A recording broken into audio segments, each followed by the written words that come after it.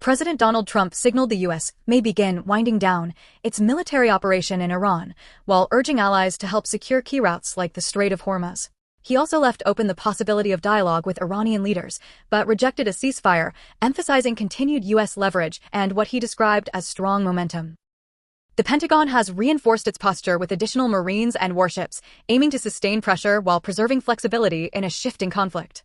Meanwhile, Iran fired missiles at Diego Garcia, Israel reported killing senior Basij figures, and NATO relocated personnel from Iraq as tensions rose further. Oil markets surged to their highest levels since 2022, underscoring the global economic stakes tied to the conflict and its potential ripple effects. Despite setbacks, Iran's leadership remains defiant, insisting its capabilities endure even as regional defenses intercept attacks during Eid celebration. Lego-style visuals have become a powerful new tool in global propaganda, with countries like Iran, China, and Russia using AI-generated animations to shape public perception of war. By transforming violence into familiar, almost playful imagery, these videos can bypass emotional resistance and spread quickly across social media, reaching audiences far beyond their intended regions. Analysts suggest that the nostalgic, universally recognized aesthetic lowers viewers' defenses, making political messaging more effective even when depicting serious or tragic events. In contrast, messaging tied to Donald Trump leans into video game and action movie themes, using culturally familiar references to connect with domestic audiences in a more direct and energetic way. While critics argue that such content risks trivializing conflict, supporters see it as a modern communication strategy that resonates with younger, media-savvy viewers. Overall, the piece suggests that as digital culture evolves, governments, including the U.S., are adapting quickly, using widely understood visual languages to compete more effectively in the fast-moving information landscape. Global tension surged as Israel struck around South Pars gas field, sending oil prices sharply higher and raising fears of a wider conflict. Iran vowed to escalate while missile strikes hit Tel Aviv, and the U.S. carried out additional military operations near the Strait of Hormuz. Intelligence officials said Iran posed an immediate threat, supporting the case for preemptive action.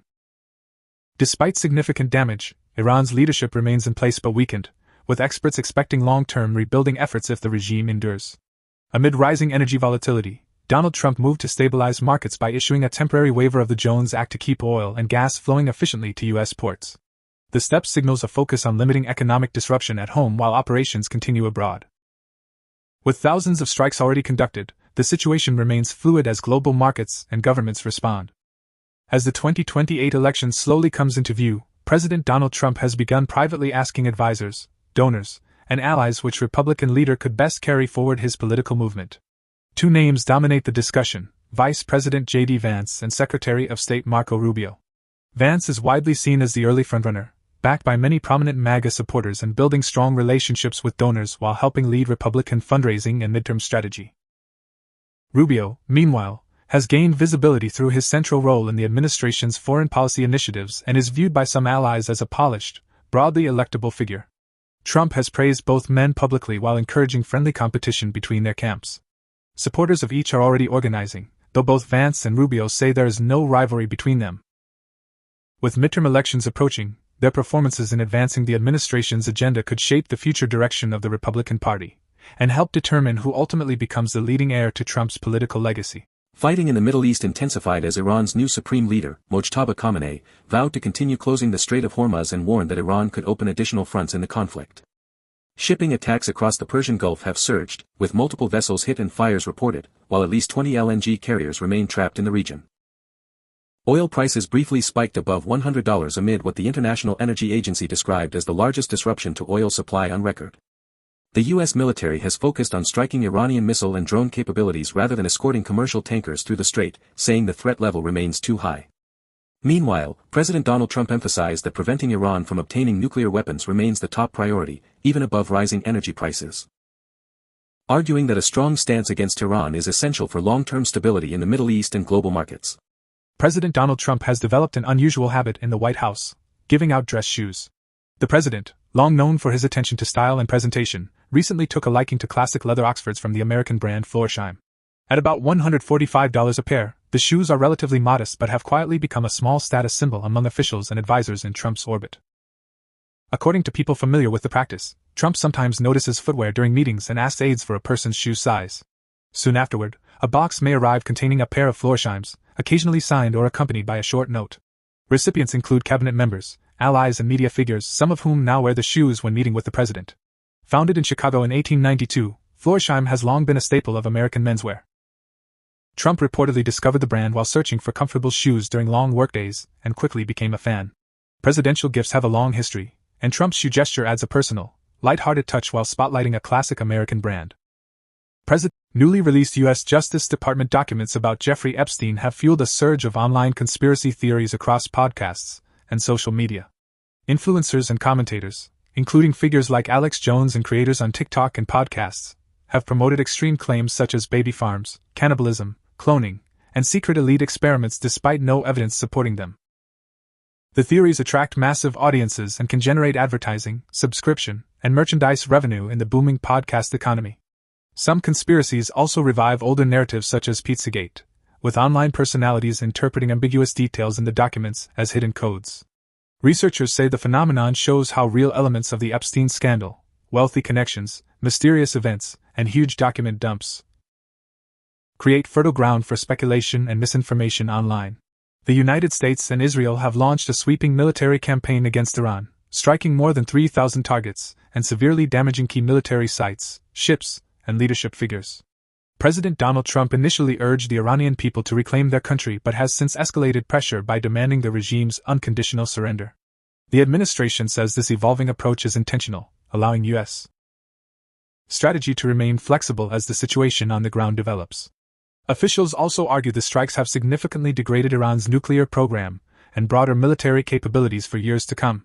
While critics question the lack of a clear plan for Iran's political future, the White House maintains the operation's primary objective is eliminating a long-standing security threat.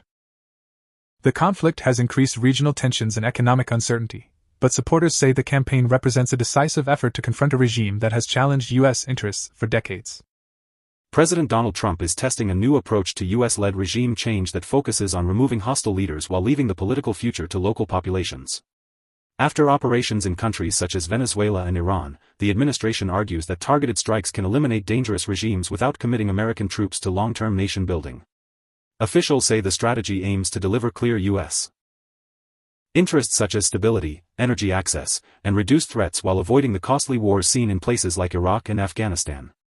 Supporters describe the concept as decapitate and delegate, removing hostile leadership and allowing citizens to determine their country's next step.